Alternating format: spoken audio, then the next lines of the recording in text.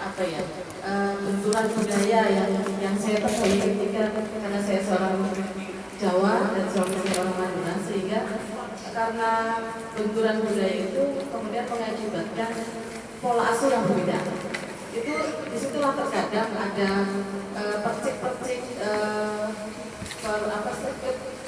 kesalahpahaman yang bisa jadi muncul dalam sebuah keluarga. Kemudian terkait dengan bagaimana sih perempuan itu bertahan sampai batas apa, sehingga kemudian terkadang kan tapi Pak Kiai sudah menyampaikan perempuan ini cenderung untuk bertahan walaupun mungkin selama pernikahannya dia tidak merasakan kebahagiaan yang secara hakiki, tapi atas dasar kemudian kasihan terhadap anak dan sebagainya, kemudian dia pasti bertahan. Batas mana yang bisa kita kemudian mentolerir bentuk-bentuk kekerasan baik itu fisik maupun psikologis yang bisa kemudian membuat kita kita harus ambil sikap seperti itu. Itu saja. Kalau ditanya batas sabaran itu di mana? Tidak ada batas. Dengan sering enggak bilang sabar ada batasnya? Sering dong. Itu sudah enggak bisa itu. Sabar itu enggak ada batasnya. Enggak ada batas.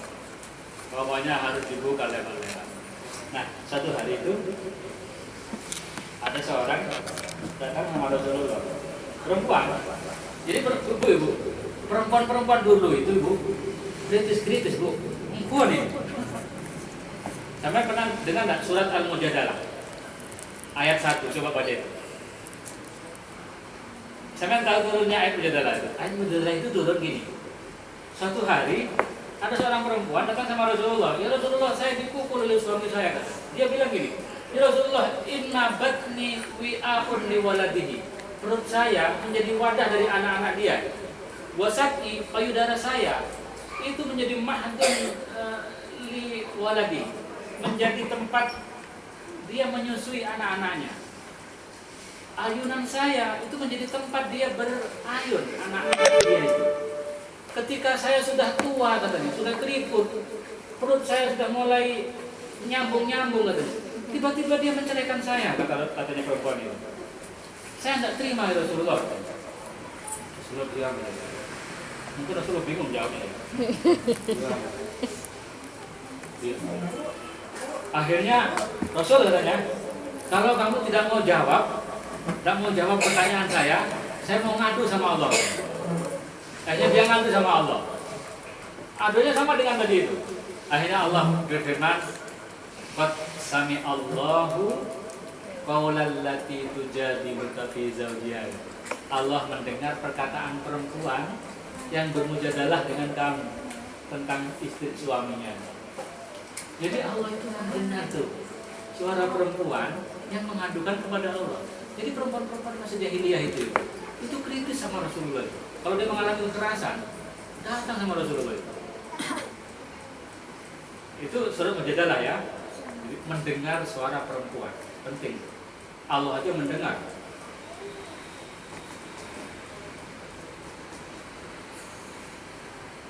Banyak orang-orang yang tidak mendengar suara perempuan. Didengar tapi tidak diikuti. Ya kan? Benar betul. Perempuan dilibatkan enggak?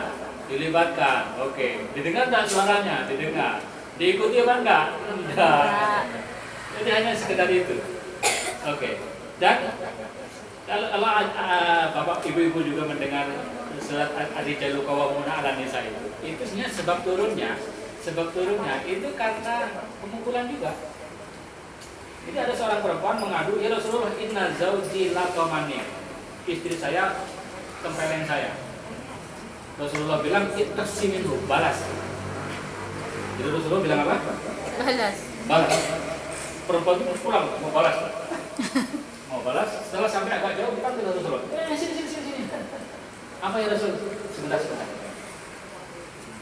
Allah bercerita dari saja. Apa ya Rasul? Ar-rijalu qawwamuna 'alan nisa'i.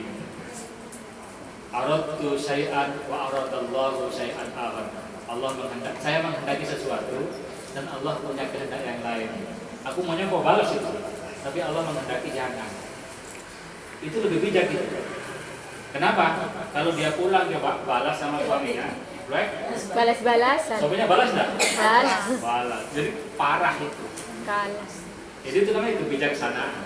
Tapi sebenarnya spiritnya, kalau kau mengalami kekerasan, lapor. Kalau dulu lapor Rasulullah gampang ya. Sekarang nggak ada itu, mau lapor sama siapa itu? Kalau melapor sama kita, ya kita dampingi. Tapi gitulah ya. Soal kepengasuhan tadi itu, memang Al-Quran itu agak ya. Al-Quran itu banyak memberikan contoh-contoh kepengasuhan itu. Misalnya, saya sedang menyusun satu konsep tentang RKK. RKK itu remaja keren Qurani. Saya sedang menyusun. Nanti kawan-kawan kalau mau buat itu bagus. RKK, remaja keren Qurani. Remaja-remaja kita itu sekarang itu kan tidak punya teladan. Siapa teladannya coba? Mau nyontoh Rasulullah, bayangnya Rasulullah kan sudah bapak-bapak. Mau nyontoh siapa tidak punya. Dia contohnya itu drakor. Drama Korea itu. Nah, bagaimana kawan-kawan yang muda ini ada contoh pemuda tapi Qurani gitu. Setelah saya cari-cari ternyata ada itu. Nabi Isa itu ketika dikisahkan di dalam Al-Quran itu masih muda, Nabi Yahya.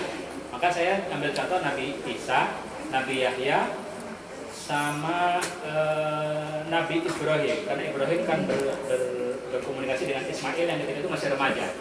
Gitu. Nah ternyata Nabi Yahya dan Nabi Ismail itu sebagai sosok remaja yang sangat keren. Nanti baca surat Al-Maryam ya. Khudil ya Yahya khudil kitaba biquwwah wala takun jabbaran asya. Apa itu? Wa kuntu mubarakan aina ma kuntu dan wabarram biwalid.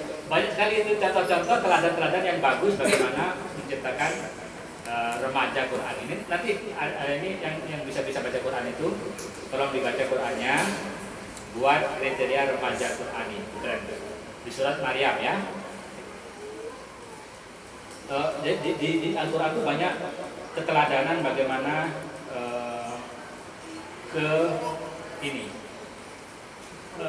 kepengasuhan anak. Misalnya Luqman. Luqman surat Luqman itu bagus sekali kalau dibaca ibu-ibu. Kenapa Luqman itu kok menarik? Karena Luqman ini melalui dua sejarah. Di samping dia pernah sebagai anak, dia sebagai ayah. Jadi dia di Quran itu dikisahkan dalam dua dimensi itu. Ketika Luqman sebagai anak dan ketika Luqman sebagai ayah. Itu keren, menarik. Nanti baca itu surat Luqman.